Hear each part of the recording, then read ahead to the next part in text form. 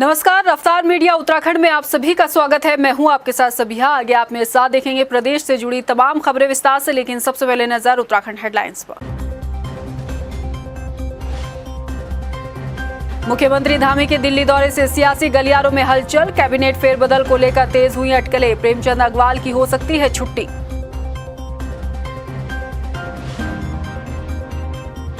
भर्ती paper leak मामले में 18 आरोपियों के खिलाफ चार्जशीट दाखिल, गैंगस्टर के सभी 21 आरोपी लिए गए रिमांड पर। अब तक 40 से ज्यादा हो चुकी हैं गिरफ्तारियां। पीसीसी लिस्ट को लेकर कांग्रेस में इस्तीफे की आई बाढ़, अभिषेक और मयूख मेहर के बाद प्रदेश महामंत्री प्रमोद खारी ने भी दिया त्याग पत्र, जल्द भाजपा कर सकते हैं ज्वाइन।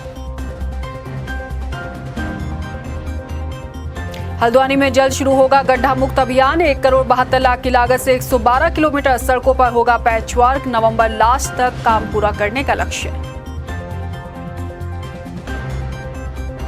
और जल्द इतिहास के पन्नों की मिट्टी में जमींदोज हो जाएगा दून का कनाट प्लेस, जर्जर भवनों को खाली कराने की कवायद शुरू, 4 मकानों को किया गया सील।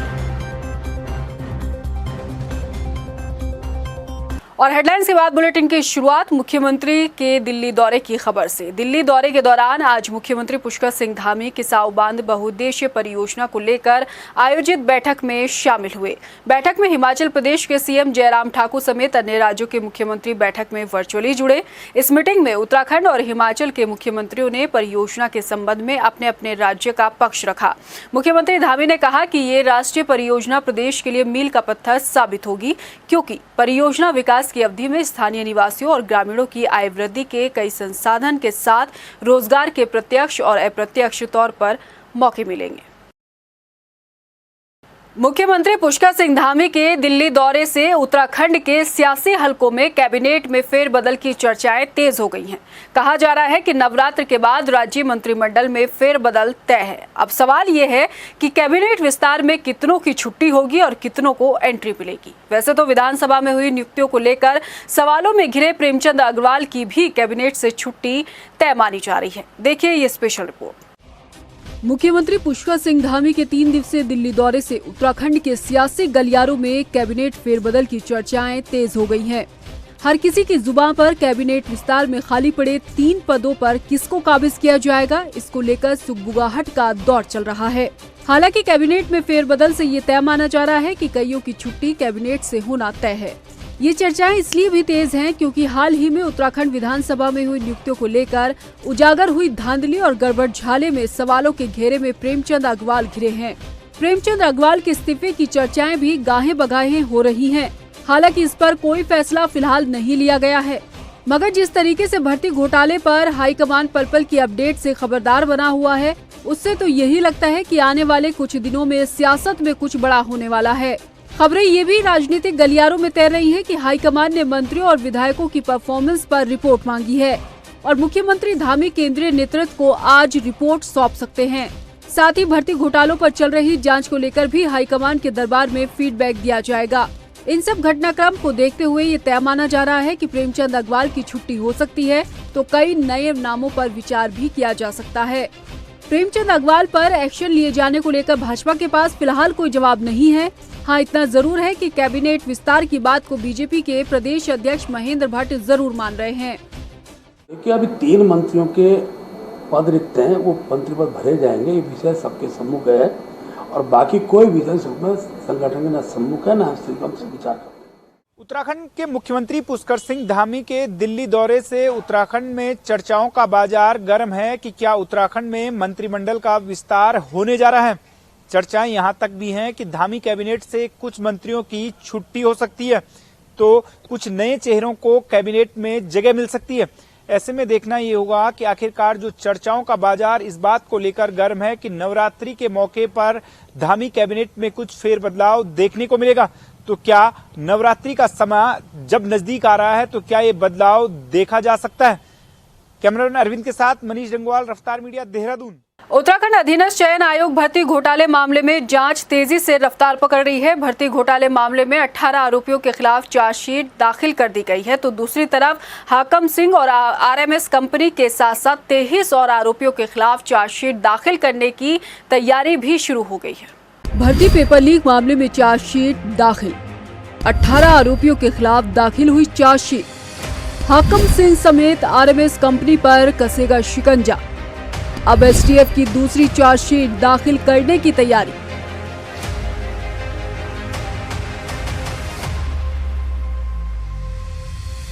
सरकारी भर्तियों में उत्तराखंड का सबसे बड़ा और चर्चित भर्ती घोटाला उत्तराखंड अधीनस्थ चयन आयोग में उजागर हुआ है। घोटाले और भ्रष्टाचार में लिप्त धांधली के इस खेल में प्रदेश की खूब किरकिरी हुई, तो सरकार ने भी इस पर गंभीरता दिखाते हुए एसटीएफ को मामले की जांच सौंप दी। एसटीएफ अब तक भर्ती पेपर लीक मामले में 40 से ज्यादा गिरफ्तारियां कर चुकी है। रोजाना भर्ती घोटाले को लेकर उजागर हो रहे नए राजों से पर्दा उठने के साथ आरोपियों की फहरिस्त भी बढ़ती जा रही है।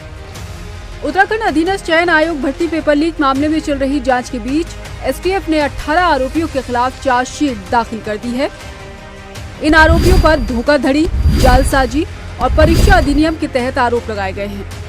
कोर्ट की तरफ से संज्ञान लेने के बाद जल्द ही इनके खिलाफ ट्रायल किया जाएगा। इन आरोपियों पर IPC 420, IPC 467, IPC 468, IPC 471, IPC 34 और उत्तर प्रदेश सार्वजनिक परीक्षा अधिनियम की धारा 3, 4, 9 और 10 के तहत चार्जशीट फाइल हुई है। एक तरफ जहां इन 18 आरोपियों के खिलाफ चार्जशीट दाखिल कर दी गई है, तो दूसरी तरफ जिला पंचायत सदस्य हाकम सिंह और आरएमएस कंपनी के मालिक समेत 23 आरोपियों के खिलाफ भी एसटीएफ ने चार्जशीट दाखिल करने की तैयारी शुरू कर दी है। एसटीएफ की जांच में सामने आया है कि भर्ती पेपर लीक मामले में गैंगस्टर के सभी 21 आरोपियों की जुडिशियल रिमांड भी मंजूर हो गई है। इन आरोपियों पर गैंगस्टर एक्ट के तहत सभी पर मुकदमा चलाया जाएगा। भर्ती पेपर लीक मामले में एसटीएफ अब तक 90 लाख कैश बरामद करने के साथ आरोपियों के कई बैंक खाते भी फ्रीज कर चुका है। ऐसे में अब दूसरी चार्जशीट दाखिल होने में कितना वक्त लगेगा, ये देखना होगा। रफ्तार मीडिया के लिए देहरादून से ब्यूरो रिपोर्ट।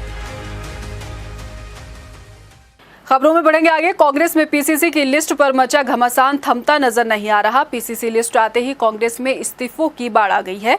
पहले प्रीतम सिंह के बेटे अभिषेक, फिर पिथौरागढ़ से मजबूत पकड़ रखने वाले मयूख मेहर और अब कांग्रेस के प्रदेश महामंत्री प्रमोद खारी ने पीसीसी सदस्यता से इस्तीफा दे दिया है। खबरें हैं कि खारी एक कदम आगे बढ़कर कांग्रेस का हाथ छोड़कर बीजेपी का दामन थाम सकते हैं।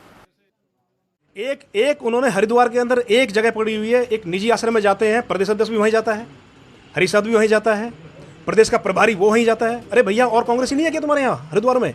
डिस्ट्रिक्ट हरिद्वार इतना बड़ा है, आप सभी पार्टी के नेताओं के साथ मिलो ना जाके। इनकी सिर्फ एक जगह होती है, आश्रम में जाके वहाँ पर मिलते हैं और किसी से इनका कोई मतलब नहीं है। कार्यकर्ताओं से तो कांग्रेस पार्टी के पदाधिकारियों का कोई मतलब ही नहीं है। और मैं आपके चैनल के माध्यम से ये भी कहना चाहता हूँ कि जितने भी इन्होंने पदाधिकारी बनाए थे कांग्रेस में, किसी का वजूद नहीं। जो वजूद वाले थे वो पार्टी छोड़ के जा चुके हैं।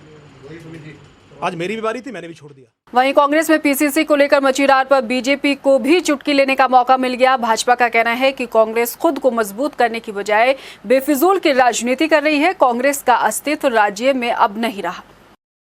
देखिए, कांग्रेस पार्टी का अंदरूनी मसला है ये कि किसको पीसीसी मेंबर बनाते हैं, किसको पदाधिकारी बनाते हैं, उनका अंदरूनी मसला है। लेकिन निश्चित रूप से एक विपक्षी दल कांग्रेस पार्टी यहाँ है और जिस प्रकार से उसका हाल हो रहा है, आप देख सकते हैं कि कांग्रेस के अंदर विभिन्न गुटों में आज कांग्रेस बटी हुई है। आज गुट ही गुट कांग्रेस में दिखाई दे रहे हैं। इसलिए आज कांग्रेस के नेता और कार्यकर्ता हताश हैं। कांग्रेस के कार्यकर्ता आज हताशा की स्थिति में है। दून पुलिस हेडक्वार्टर में अपर मुख्य सचिव राधा रतूड़ी ने बैठक की। बैठक में स्मार्ट पुलिसिंग को लेकर चर्चा की गई कि कैसे राज्य में साइबर क्राइम को रोकने के लिए नए टूल्स का इस्तेमाल किया जाए, पुलिस जवानों को आधुनिक टेक्नोलॉजी से रूबरू कराया जाए, साथ ही पुलिस जवानों को आधुनिक ट्रेनिंग भी दी जाए। अपर सचिव राधा रतूड़ी ने कहा कि स्मार्ट पुलिसिंग पर उत्तराखंड पुलिस लगातार काम कर रही है। महिलाओं और बच्चों में जिस तरह से अपराध बढ़ रहे हैं, उनका समाधान जल्द किया जाए। इतना ही नहीं, अब थानों में बयान लेने के सिस्टम को ऑनलाइन करने की कवायद की जा रही है। इसके साथ ही हाईकोर्ट में लगने वाले एफिडेविट को ऑनलाइन किया जाएगा। हम लोग चाहते हैं कि और अच्छी बने पुलिस, और विशेष रूप से फोकस हम लोगों का है महिलाओं और बच्चों के साथ जो अपराध हो रहे हैं उनका जल्दी समाधान निकले और उनको बेहतर सुविधाएं दी जाएं। हम लोग ये भी प्रयास कर रहे हैं कि जो बयान लेने का सिस्टम है उसको ऑनलाइन किया जाए, क्योंकि अभी बयान लेने में गवाहों को कोर्ट ले जाने में बहुत समय लगता है। तो अगर अपराधों का जल्दी निस्तारण करना है तो बयान की जो व्यवस्था है उसको ऑनलाइन की जाए। जो एफिडेविट लगाना पड़ता है पुलिस विभाग को हाई कोर्ट में, उसको भी हम लोग ऑनलाइन कराने का प्रयास कर रहे हैं। देखिए, उपयोगिता बहुत ही है, निसंदेह इसमें तो कोई शक ही नहीं है। और ऑनलाइन एफिडेविट कराने का प्रयास हम लोग कर रहे हैं। कहीं ना कहीं हाई कोर्ट के जो सरकारी जो हमारे गवर्नमेंट एडवोकेट्स होते हैं उनसे थोड़ा टाई अप होना है। तो मैडम से भी आज बात हुई है, तो हमारा प्रयास है कि जल्द से जल्द ऐसा सिस्टम हो जाए कि ऑनलाइन ही जो है एफिडेविट उसकी डिस्कशन हो जाए गवर्नमेंट काउंसिल का आईओ के साथ, और ऑनलाइन ही उसका ड्राफ्ट बन जाए, फिर वो चेक हो जाए, तो फिर आसान हो जाएगा। हमारे आयोज के हाई कोर्ट में चक्कर कम लगे। उत्तराखंड में सरकारी स्वास्थ्य व्यवस्था किस तरह बदहाल है ये किसी से छुपा नहीं। आलम यह है कि प्रदेश के कैबिनेट मंत्री और नौकरशाह निजी अस्पताल में अपना इलाज करा रहे हैं। स्वास्थ्य महानिदेशक डॉक्टर शैलजा भट्ट सड़क हादसे में घायल होने के बाद निजी अस्पताल में अपना इलाज करा रही हैं। इस पर विपक्ष पूरी तरह से सरकार पर हमलावर हो गया है। नेता प्रतिपक्ष यशपाल आर्य ने कहा कि जिस तरह से कैबिनेट मंत्री और स्वास्थ्य विभाग की मुखिया शैलजा भट्ट निजी अस्पताल में अपना इलाज करा रही हैं, इससे सरकार की स्वास्थ्य व्यवस्था की पोल खुलकर रह गई है। यशपाल ने कहा कि मंत्री और अधिकारियों को भी सरकारी स्वास्थ्य व्यवस्थाओं पर अब भरोसा नहीं रहा। जो प्रमुख हमारे जैसा कि बताया है कि माननीय मंत्रीगण हैं, महानिदेशक हैं, वो अपना उपचार मैक्स में करा रहे हैं, तो इसके मायने क्या है? साफ है कि स्वास्थ्य सेवाएं लचर हैं, उन्हें अपने डॉक्टर्स पर विश्वास नहीं है और स्वास्थ्य सेवाएं अधूरी हैं। इसलिए उनको मेरा मानना है कि जाहिर सी बात है कि स्वास्थ्य सेवाएं बहाल हैं और इनका भरोसा उन चिकित्सकों पर और उन अस्पतालों पर से उठ गया है। पौड़ी जिले के मुख्य शिक्षा अधिकारी आनंद भारद्वाज ने श्रीनगर विधानसभा के राजकीय प्राथमिक विद्यालय बगवाड़ी के साथ ब्लॉक थलीसैंड का औचक निरीक्षण किया। निरीक्षण के दौरान मुख्य शिक्षा अधिकारी ने पाया कि राजकीय प्राथमिक विद्यालय बगवाड़ी में प्रभारी प्रधान अध्यापिका शीतल रावत ने अपनी जगह पर गांव के लिए लड़की को छात्र छात्राओं को पढ़ाने के लिए रखा। लड़की को पढ़ाने की एवज में प्रभारी प्रधान अध्यापिका 2500 रुपए प्रति माह देती हैं। मामला संज्ञान में आने के बाद मुख्य शिक्षा अधिकारी आनंद भारद्वाज ने जांच बैठा दी है। इनमें राजकीय प्राथमिक विद्यालय बगवाड़ी में मैंने देखा कि वहां पर एक बहुत छोटी सी बच्ची शिक्षण कार्य कर रही है। मैंने बुलाकर जब उससे पूछा तो उसने बताया कि मेरा नाम मधु रावत है और मुझे शीतल मैडम ने शिक्षण कार्य के लिए रखा है, इसके लिए मुझे 2500 रुपये प्रतिमाह दिए जाते हैं। उस विद्यालय में प्रभारी प्रधानाध्यापिका श्रीमती शीतल रावत हैं और दूसरी शिक्षिका श्रीमती माधुरी नेगी हैं। तो यह एक गंभीर विषय है कि कोई भी शिक्षक अपने विद्यालय में बिना विभाग के संज्ञान में लाए, बिना नियमों का पालन किए किसी प्राइवेट व्यक्ति को पैसे देकर पढ़ाने के लिए रखता है। इससे इस बात का संशय पैदा होता है कि जब कभी कोई भी शिक्षिका अवकाश पर रहती है या विद्यालय में नहीं आती है तो उस दौरान ये शिक्षिका उनकी जगह पर पढ़ा रही है। इसके लिए मैंने उप शिक्षा अधिकारी थलीसैंड को जांच अधिकारी बनाया है और विस्तृत जांच करने के आदेश। रुड़की आईआईटी में बदलते वातावरण और मौसम के मिजाज पर आयोजित 2 दिवसीय इंटरनेशनल सेमिनार का समापन हो गया। दरअसल ग्लोबल वार्मिंग को लेकर वैज्ञानिक चिंतित हैं और इस साल राज्य में आई आपदा पर भी मॉनिटरिंग की गई है।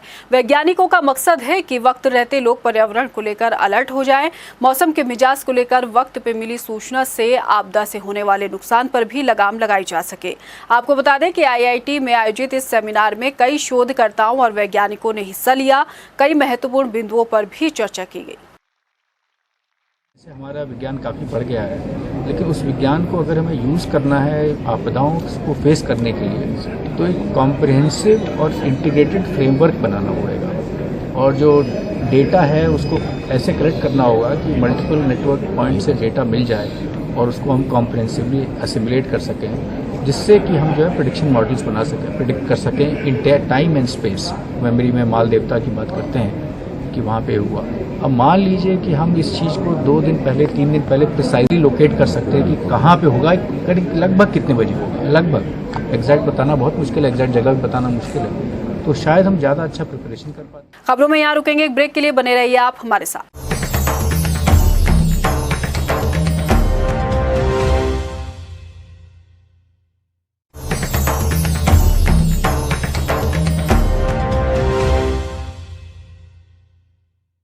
मॉनसून सीजन खत्म होते ही हल्द्वानी शहर की सड़कों को गड्ढा मुक्त करने का अभियान चलाया जाएगा। करीब 1,72,00,000 रुपए की लागत से 112 किलोमीटर सड़क में गड्ढा मुक्त करने के लिए लोक निर्माण विभाग पैच वर्क का काम करेगा। लोक निर्माण विभाग के अधिशासी अभियंता अशोक कुमार ने बताया कि बरसात की वजह से मौजूदा वक्त में पैच वर्क का काम रुका हुआ है और सड़कों में जगह जगह गड्ढे हो गए हैं। 1 अक्टूबर से युद्ध स्तर पर हल्द्वानी डिवीजन के सभी मुख्य मार्गों को गड्ढा मुक्त किया जाएगा और 30 नवंबर तक हर हाल में हल्द्वानी की सड़कें गड्ढा मुक्त हो जाएंगी। इस वित्तीय वर्ष में हम लोगों ने 112 किलोमीटर का पैच रिपेयर का लक्ष्य रखा था और इसके अगेंस्ट हम लोग 50 किलोमीटर पूर्ण भी कर चुके हैं, लेकिन अभी लगातार बारिश हो रही है जिसकी वजह से कुछ और सड़कें भी ख़राब हो गई हैं, तो उनका हमने टेंडर आमंत्रित कर लिए हैं। 2-3 दिन में इसका डिस्पोजल होगा और हमें गवर्नमेंट ने भी इस पर काफ़ी सख्ती कर रखी है। हमें जल्दी पैच रिपेयर करना है और 30 सितंबर तक हम 70-80% करीब इस लक्ष्य की पूर्ति कर लेंगे और जल्दी ही नवंबर-दिसंबर में 100% पैच रिपेयर गड्ढा मुक्त करने की कोशिश हमारी जारी है। पर्यटन नगरी मसूरी में सड़कों को दुरुस्त करने का काम किया जा रहा है। जिलाधिकारी की फटकार के बाद जर्जर पड़ी सड़कों पर पैच वर्क का काम शुरू हो गया है। वहीं सड़कों के ध्वस्तीकरण पर मसूरी नगर पालिका ने पेयजल निगम के संबंधित ठेकेदार के खिलाफ मुकदमा भी दर्ज कराया। दरअसल पेयजल निगम ने पानी की पाइपलाइन बिछाने के लिए सड़कों को ध्वस्त किया, लेकिन सड़कों को ठीक करने के लिए गुणवत्ता का ख्याल नहीं रखा गया। इस पर नगर पालिका ने मुकदमा दर्ज कराया।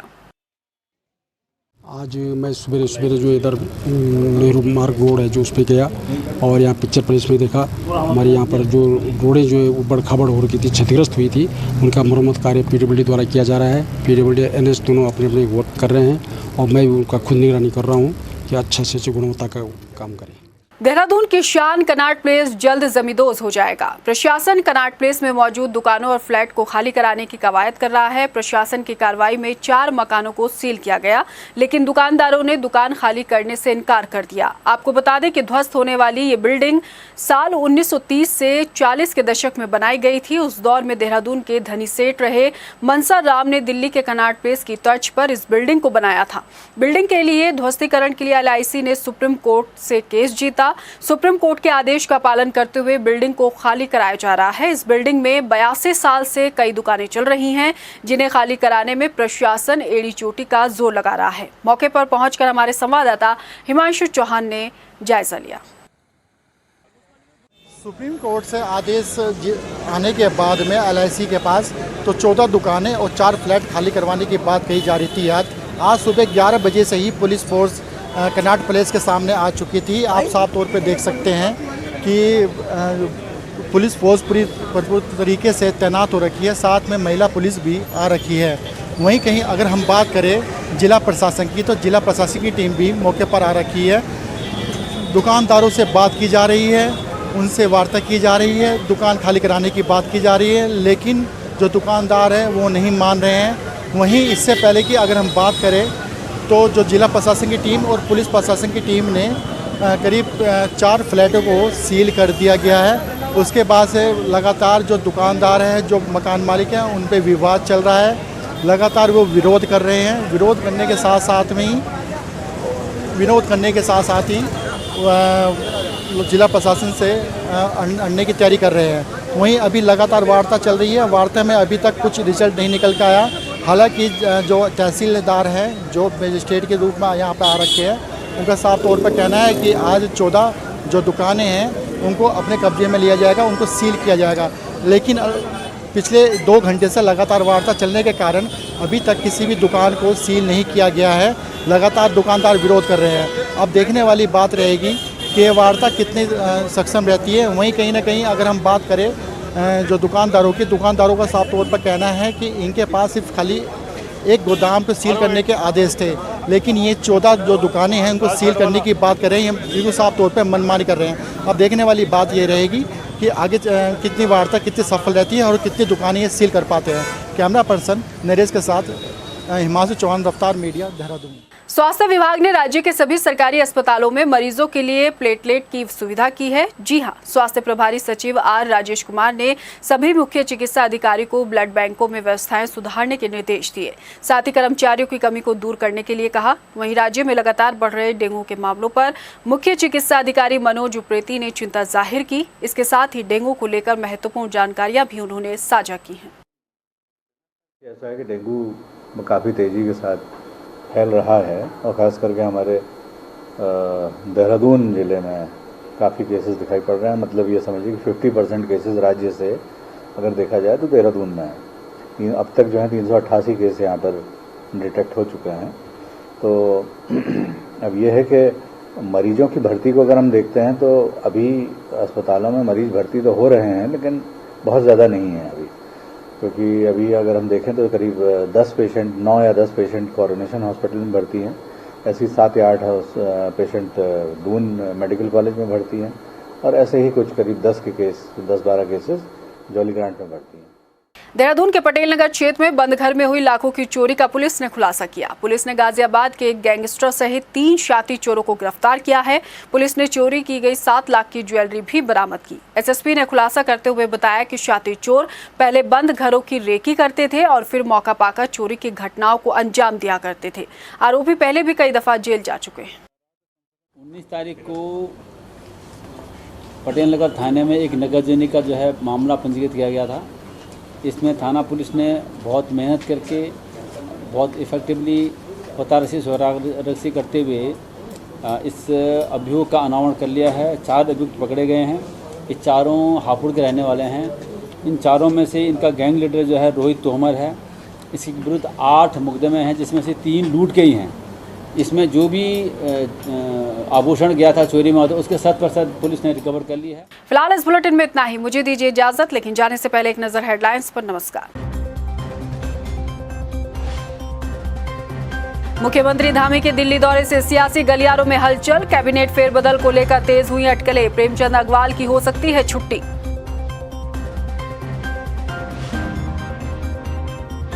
भर्ती पेपर लीक मामले में 18 आरोपियों के खिलाफ चार्जशीट दाखिल। गैंगस्टर के सभी 21 आरोपी लिए गए रिमांड पर। अब तक 40 से ज्यादा हो चुकी हैं गिरफ्तारियां। पीसीसी लिस्ट को लेकर कांग्रेस में इस्तीफे की आई बाढ़। अभिषेक और मयूख मेहर के बाद प्रदेश महामंत्री प्रमोद खारी ने भी दिया त्याग पत्र। जल्द भाजपा कर सकते हैं ज्वाइन। हल्द्वानी में जल्द शुरू होगा गड्ढा मुक्त अभियान। 1 करोड़ 72 लाख की लागत से 112 किलोमीटर सड़कों पर होगा पैचवर्क। नवंबर लास्ट तक काम पूरा करने का लक्ष्य। और जल्द इतिहास के पन्नों की मिट्टी में जमींदोज हो जाएगा दून का कनॉट प्लेस। जर्जर भवनों को खाली कराने की कवायद शुरू। 4 मकानों को किया गया सील।